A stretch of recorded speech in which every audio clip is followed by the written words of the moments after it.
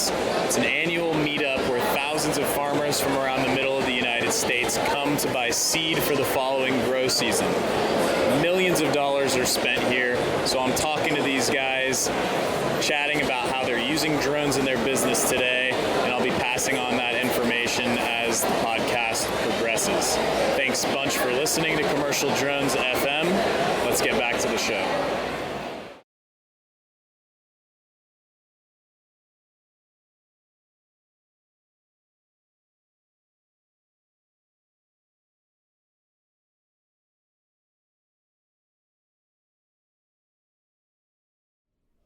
Hey everybody, and welcome to Commercial Drones FM.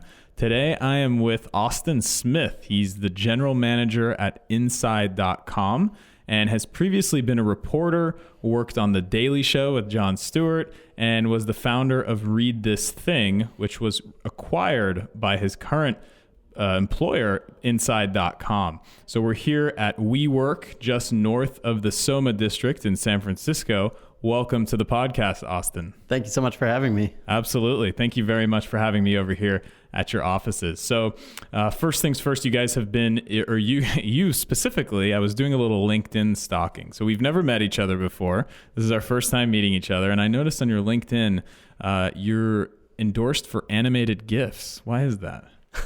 That's a good question. I guess, probably for one that I don't take my LinkedIn profile all that seriously. And I think I was being endorsed for things like marketing and growth, and thought that so I guess in marketing, I have used animated GIFs a lot, but more, I just thought it'd be fun if I could remove all of the things except for animated GIFs from my LinkedIn, so that when people check me out, that is the only thing that I'm endorsed for. I loved it. Yeah, I saw one. It was in one endorsement. So our GIF game at Commercial Drones FM is like mega weak. So I think we're going to have to draw from your expertise there. Yeah, let's talk about that afterwards. Excellent. Okay, we'll do that. So yeah, can you tell us about Inside.com? I mean, what is Inside.com? I haven't given any context yet for the listeners so far. Tell us about what it is. Sure. So Inside has been around for several years, and we were building news curation apps, mobile apps that where we tried to kind of use software to determine and distribute the news that is the most interesting. And that's obviously a costly endeavor. And as we started to see, and I think a lot of people have seen since then, kind of news readers as their own apps don't tend to actually be the way that people like to consume news. I think Apple News is a really good example where they launched it on millions of home screens. And I don't know, do you use Apple News? I don't have any. This is my computer here is the only Apple device I have. But okay. There is a Commercial Drones FM Apple News channel actually that I've gotten 200 views on. Okay, totally. So there's some, yeah. But yeah, so we had this email newsletter, the Inside Daily Brief, that had a small audience, but a much more engaged audience than the apps that we were building. And so we sort of decided to double down on email, and we deprecated our apps and have been focused on building this network of email newsletters. And so that's the only place that we publish now is on email. And we started with the Inside Daily Brief, which is twice a day. It's a roundup of all the most interesting news across verticals, across industries, around the world. Mostly a U.S. audience, and so it focuses a little bit on U.S. but global news as well. And then since then we've been very busy launching new verticals. So virtual reality and augmented reality is one that we have inside VR and AR, and that's been growing really quickly and has kind of quickly become a sort of one of the leading publications in that fast-growing space. And then security. So for that one, we have a guy named David Strom, who's sort of a veteran journalist in the space. He's been reporting on security for 25 years, and so he already knows everybody. And that one is a smaller audience, but a really interesting one because it's CIOs and CSOs and people who work in security in large organizations. So like cybersecurity. Exactly. Yeah. Okay. InfoSec, cybersecurity. Cool. Yeah.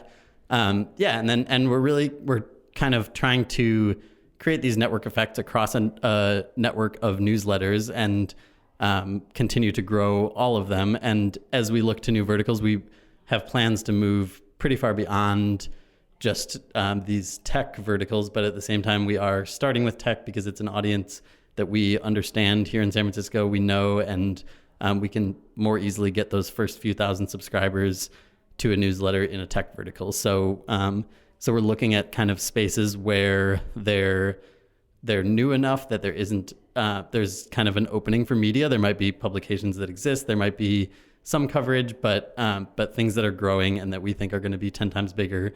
And so VR is an obvious one, and then drones as well. So so drones is not the most recent one we launched, but one before that. Yeah. So today or yesterday, I think I saw you guys launched Inside SF. Yep. Which I signed up for since I live here. So there's some context. So yeah, I'm sure the listeners are kind of wondering, why is an email newsletter company on the Commercial Drones FM podcast? But I think we have a lot in common, actually, what you just said about, spaces that are growing that don't have a lot of content out there yet. And that's one of the reasons why I chose to kind of create this side project, the podcast here. So that's really cool. So going back a little bit before Inside, what was Read This Thing? So I mentioned in your intro that was acquired by Inside.com.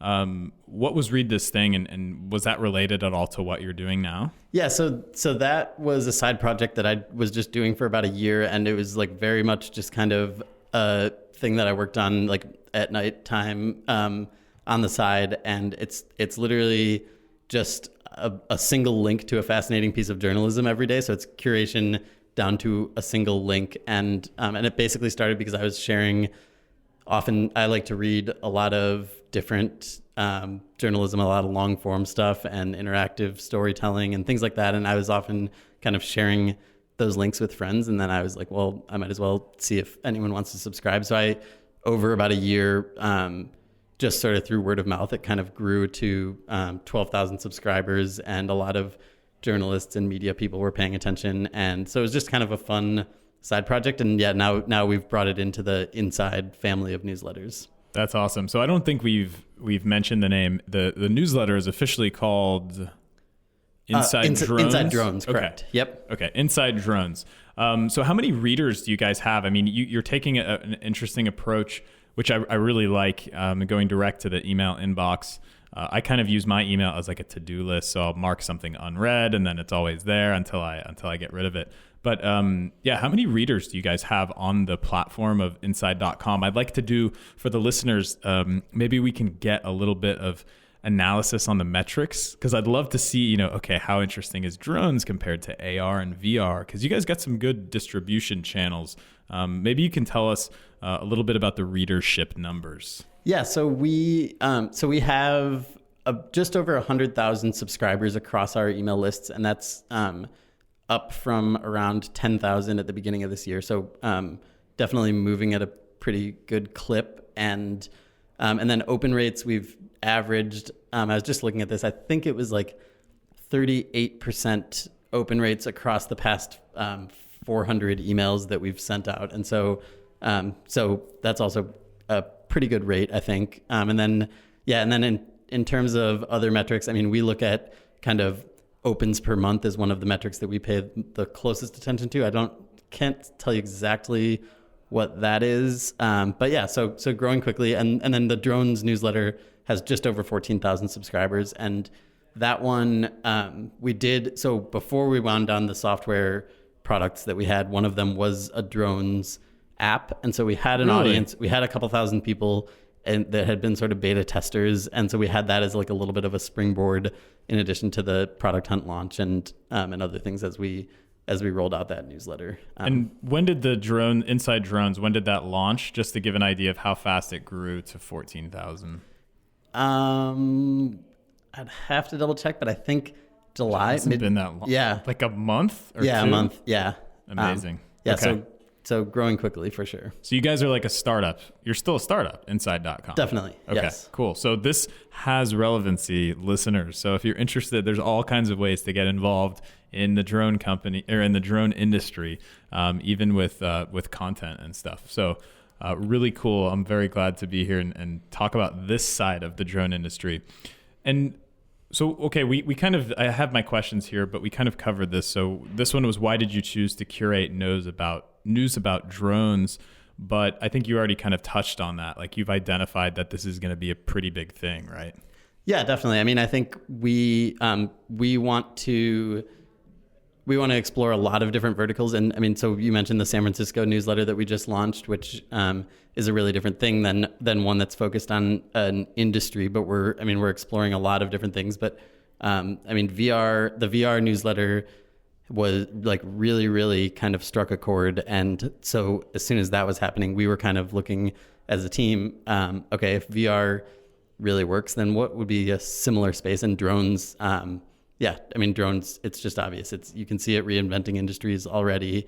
And so it's a place where we wanted to kind of get involved as quickly as we could. Can you compare the subscribers to the VR one compared to the drones? So drones has 14,000. Are you able to divulge the stats? 12,000 on VR. So we're winning. Yeah. And we're younger. Ooh, okay. Well, it's really cool though to think about VR and AR with respect to drones and drone data, and looking at 3D models and exploring and collaborating from like an enterprise sense. So we are going to get to more meaty content in a little bit, but I want to ask a few more questions before we get there. So inside.com, I've already noticed the difference when I'm reading it. So I'm an avid reader of Inside Drones particularly, but what makes it different from other newsletters out there? And I mean, obviously about other drone newsletters, but what differentiates inside.com?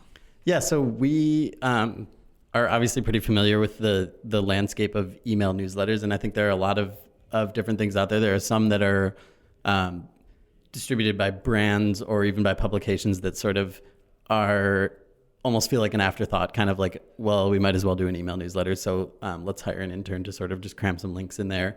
And then there are a lot that are sort of side projects that are put together by people who are prominent in an industry or something like that. And those, some of the ones that I've seen are really, really good, but they're more of just kind of a list of, here are the links that I saw on Twitter that are worth checking out. And so what we're doing is really different than that. It's really an editorial product and we have an editorial team that goes through kind of a rigorous process of finding all of the news that they can throughout the week and really digging through and finding the best coverage of each story. And then so it's curation, but we also kind of do a lot of synthesis and posting kind of summaries and then always like 25 to 50 links in the newsletter. So it's not just here's the story on The Verge about whatever it is. It's also like the company that's listed. We might link to their previous funding announcement, or a person who's listed. We might link to their Twitter profile or something. And so just really trying to kind of dig deep and give you something that you could probably read through in 5 minutes, but also if you want to dig deeper, there is probably 3 hours worth of content that you can go to that's all across anything from like newspapers to community sites like Reddit. And then that's kind of another component is we have a section called From the Forums that tends to be one of our most popular sections, and it's just sort of a synthesis of here's what people in the drones forums are talking about this week. And so it might be like a cool hack for a DIY drone, or a discussion about which drone someone should buy with a given budget and some particular thing that they want to do with it, or anything else. So just kind of trying to synthesize what the community is talking about, because while Reddit is amazing and there's so much amazing content and community happening there, it's also pretty time consuming. And so we have found that there are people who are interested to hear what everyone's talking about, but don't necessarily have the time to be involved in all of the communities, whether they're on Reddit or elsewhere. So we just heard from the horse's mouth that people are literally being paid to surf Reddit. So I think there's a lot of people that would really enjoy that job sometimes. That's true. But you really nailed my personal experience. I don't have a lot of time to read. I want to read everything, but I don't have a lot of time. So 5 minutes or digging so much deeper and clicking through those links. Exactly right. And then the forum section is very cool. So very highly curated stuff, and lots of thought is put into it. We need to build some credibility on your end too. You're not just someone who just decided, okay, we'll start a drone newsletter and then has nothing to do with drones, but you actually have a drone yourself, right? Yes. So I have a DJI Phantom 3. It's my second drone. I also had a Parrot AR drone, although before we were talking, I actually couldn't remember the name of that one. So limited credibility there. But yeah, I have had 2 drones and photographed my wedding with a drone, or reception, I guess, not the actual ceremony. Nice. And yeah, have been really interested in the space for a while. That's great. And so there's another person behind Inside.com. His name's Jason Calacanis. I don't know if I pronounced that right. Who is Jason? He's the guy behind the scenes. He's kind of like he's like Silicon Valley kind of tech personality, famous kind of angel investor with a lot of history around here. Why should the drone industry care who Jason Calacanis is? What is he trying to do with all this? Yeah, so Jason is the CEO of Inside, and he has built media businesses before. He had a company called Weblogs Inc. that he sold to AOL back in the day and so Engadget was probably the most well-known of the blogs within that network, but there were also many others. And yeah, so he has a very popular show, This Week in Startups. They've another done podcast, right? Another podcast, Okay, video as well. And they have done, I think, 600 episodes or something like that. So it's been on for a long time and has pretty huge listener base. And then, yeah, so Jason's been a prominent investor for quite a while, very early at Uber and Wealthfront and some of those things. So he's investor, kind of personality with the podcast and all of those things. And he puts on conferences and really, I mean, so his other company is called Launch, and that's where the conferences and the This Week in Startups all fall under that. And they're entirely focused on supporting entrepreneurship and inspiring entrepreneurs. And so everything that he's doing with all of that is making investments or supporting founders through conferences and things like that. But then in terms of media, he's been in media, starting media companies for a long, long time. And so I think he really understands audiences and where they want to go. And so this is his vision behind us building this network of newsletters. And then as an investor, he also has made some really smart early bets and understands these industries and products and where they're going. And so I guess I can't speak to like his interest in drones specifically, other than that I know that he was excited about it as a vertical that we should be going into. And as an investor who has made a lot of the right decisions, it's cool to see him paying attention. It sounds like he could be very well interested in investing in a potential drone company if the opportunity came. So anyone that's interested in this, that has a great idea, or maybe already is in the business, maybe potentially pitching Jason Calacanis could be cool. Yep, okay. Maybe so. I can't speak to that, but yeah, we're not gonna directly open the lines of communication. But anyways, that's one of the people behind this as well. Well, thank you very much for that. So now we're gonna get in the meat and potatoes. We're actually, for this show, the format is gonna be we're gonna take the latest that was literally released today, the latest Inside Drones newsletter, and we're just going to talk about some of the news that you guys did. So I'll kind of read the headline and a little bit of background information, and I'll get some thoughts from you. So in today's edition, this one's actually really cool. So a U.S. shipping firm called Workhorse has managed to beat Amazon to active drone deliveries using trucks to launch their fleet in especially rural locales. So it's called Horsefly, and it operates within the boundaries of Part 107, so within line of sight. It can accomplish this by launching drones from a movable truck platform a few miles from the delivery spots. What do you think about drone delivery in general, Austin? What are your thoughts on that? Do you think, Wired actually just released an article saying that the future high-rise luxury condos of tomorrow will have little drone ports on the outside of them? I mean, can you picture this in your immediate future? Yeah, so I think it's pretty interesting. I think it's, to me, actually, you mentioned rural areas, and I think that's probably actually more interesting. I think in dense urban environments, it's really hard to see. I mean, I live in an apartment, not in a high-rise, and I guess we could have packages delivered in our kind of backyard by a drone, but that seems maybe farther off. But I mean, yeah, it's like, it makes total sense that we're going to have things delivered. And I think that the combination of an autonomous truck that gets you most of the way there, and then a drone that does, whether you call it the last mile or the last 100 yards of the delivery, that's pretty interesting, because autonomous trucks as the UPS driver could only get you so far if there's not someone or something that can get the package out of the truck and to the person's front door. Exactly, yeah. So that's the key there, the rural locale. So I was always wondering, Amazon's promo video for Prime Air showed the drone landing in these people's front yards, and I just don't see that happening. I think there were, Amazon already has those like centralized hubs for people, I think, where you can Amazon lockers. Yeah, exactly. Yeah. So that's where I always thought, okay, well, you're not going to get a drone delivery right away to your front door, but maybe it'll go to a locker, so it'll get there really quickly, really cheaply, and then that's where you just go pick it up. So yeah, not everyone's going to have like a little spot, but it's great that they start in rural locales.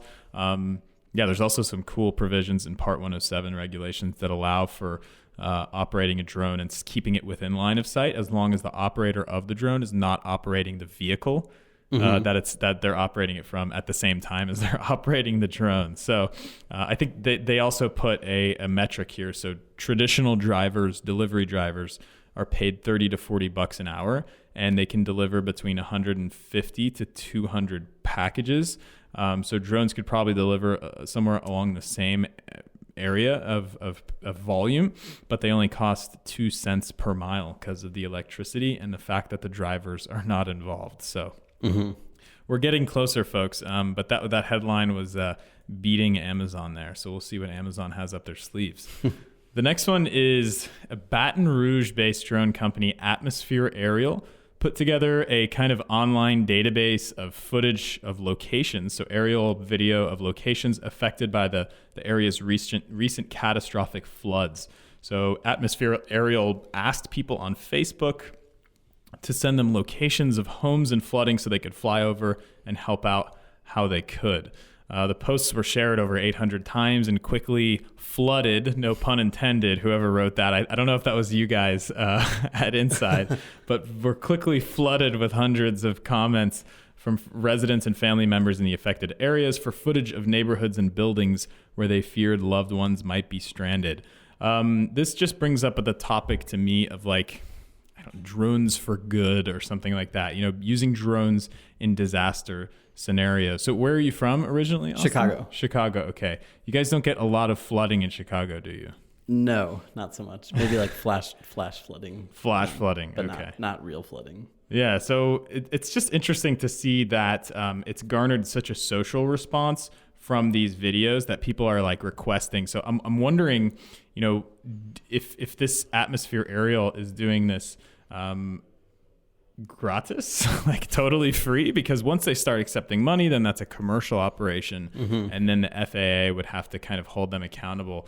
So it's interesting. What do you think about drones being used to help areas of flooding or natural disasters? Yeah, so it's obvious that drones can get to places that humans can't, and so whether that's in the middle of a huge fire or just above a highway where there's an accident happening or anything else. And so I think there's sort of a mix here. I guess drones being involved in journalism is just sort of a no-brainer because as soon as TV stations had the chance to have helicopters, any TV station that could afford it did it. And whether it's for a really important story or not that the O.J. Simpson thing wasn't important at the time, but it was that. Without helicopters, that story would just be ingrained in all of our memories in a really different way.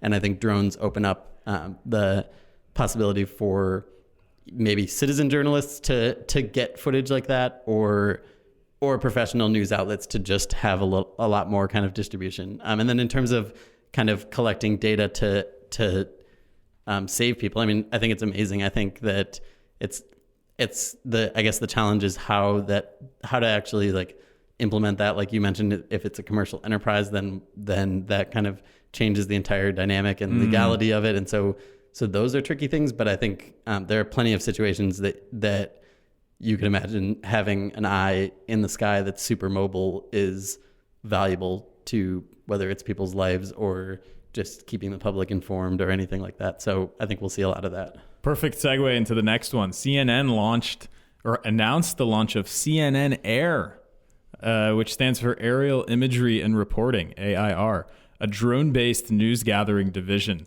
So the new group will feature 2 full-time drone operators to fully integrate aerial imagery and reporting across all CNN networks and platforms. CNN actually made some small steps already. They used their technology for reportage from the actual Louisiana flooding, as well as 2 recent major political conventions, the DNC and the RNC. I guess it was just footage of the outside of the building, whatever. I think they're doing this under the auspices of the FAA's Pathfinder program. So I'm not sure if CNN has a 333 currently, or if they just kind of hire someone else to do it. But yeah, it's drones for journalism. So what are your thoughts on CNN there? I would say I'm shocked that this hasn't happened at a larger scale yet, because I don't know what it costs for CNN to run a helicopter, but it's on the order of millions of dollars, I imagine. Yeah, per year or something. Yeah, it's got to be ridiculous. And so unless the FAA regulations are really kind of prohibitive of these news organizations doing it, I think it's crazy. And I think it's cool to see someone like CNN doing this, but if I were trying to make my name as a citizen journalist, or kind of build a scrappy news organization covering breaking news, first thing I would spend $1,000 on is a drone, because the footage can be so incredible. And so I think we'll see a lot more of this. I've got a cute little story. So locally here in San Francisco, there's a news outlet called Cron 4, I think, and they have the Cron 4. Oh, what do they call it? Air Cron 4. They have a drone. They have a DJI Inspire 1. Mm-hmm. But when I was running marketing at Drone Deploy, I was contacted by them to sponsor the drone, and they kind of tried to leverage a little bit of their muscle. They're like, well, if you guys don't Drone Deploy sponsored Cron 4, Eye in the Sky, whatever, then Apple and are gonna sponsor it. And I don't know if they actually have a sponsor for that, but there's already small scale. But to touch on your point of, it's cool seeing CNN doing that, because that's major news. Yep. That they should report on themselves. So the next little piece here is really freaking cool. On Australia's surf life-saving clubs, so saving, basically lifeguards are being trained to use drones to bomb sharks with electronic devices meant to scare them away from swimmers and surfers. So the shark shield devices emit pulses that irritate a shark's senses and hopefully send it back out into safer, open water. The drones are called the Little Rippers, and they're also capable of carrying flotation devices and defibrillators to hard-to-reach ocean areas. Thoughts on bombing sharks with electronic devices, Austin? Yeah, so I think it's just an example of where things are going to go. I think with software, once we gave millions of people a computer in their pocket, and then once Apple opened up the platform for anyone to build an app, then that's when you see Instagram and you see Uber and you see all of these things.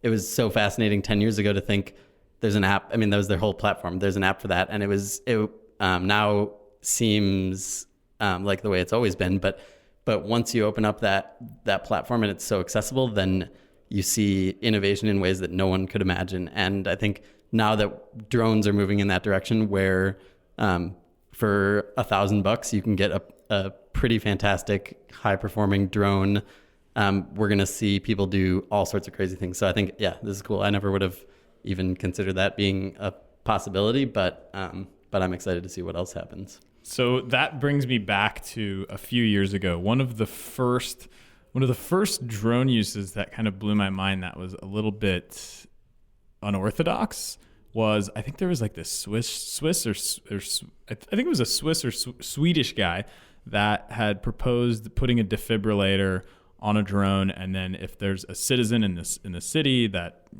I don't know, someone sees, then they use an app, and then the drone flies over, and then someone can defibrillate them and resuscitate them. But also with the life-saving device. Like if you're out at sea, I mean, how much faster is that than a lifeguard jumping in and swimming over? You just send the drone straight over to the person, drop like a life preserver. Right.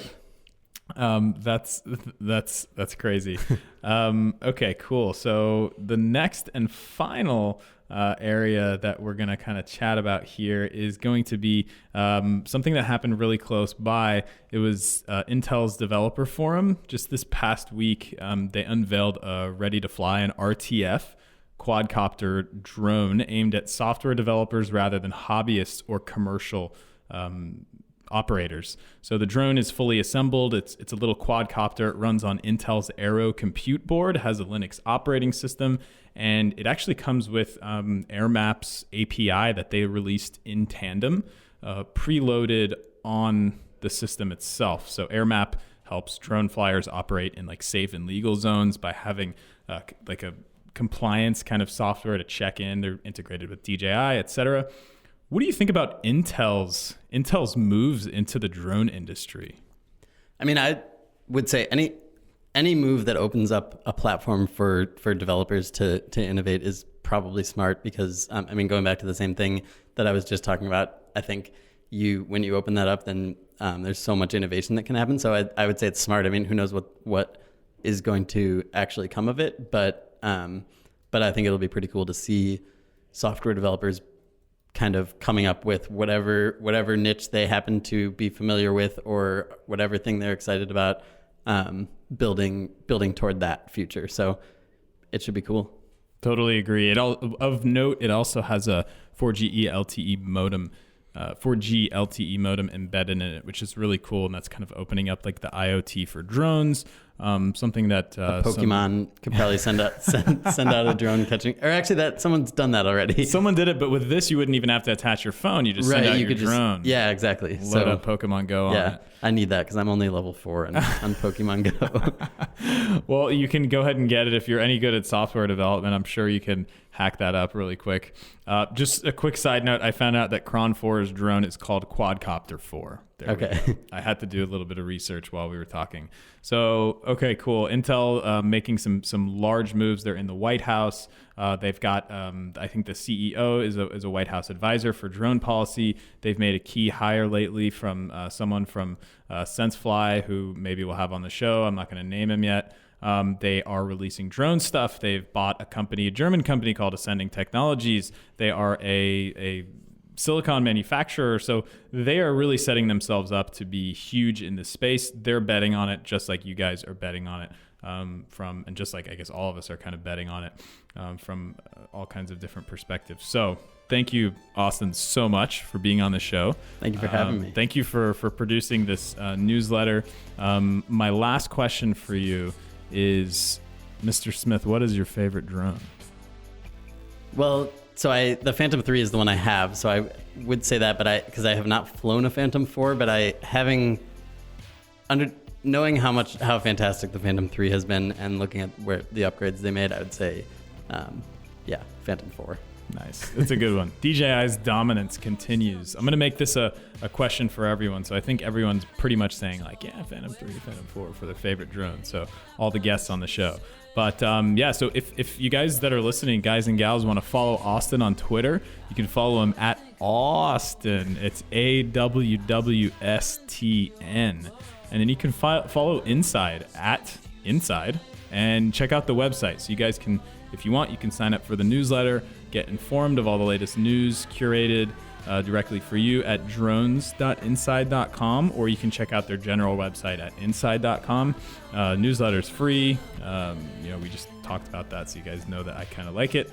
And you can follow Commercial Drones FM on Twitter at Drones Podcast and at facebook.com/Drones Podcast. If you like what you're hearing, go ahead and leave us a review on iTunes and subscribe. Maybe we'll have Jason Kalkanis on the show at one point in the future. But thank you so much, Austin, for your time and for describing what you guys are up to with drones. Thank you so much. I enjoyed it. Likewise. All right, y'all. We'll speak soon. Cheers.